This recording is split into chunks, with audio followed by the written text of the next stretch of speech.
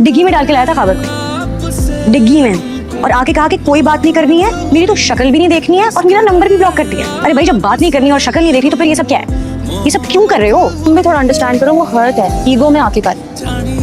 तुम ये प्यारी सी डिंपल निकाल के बन के जाओ ना उसके पास, समझाओ उसे, मान जाएगा।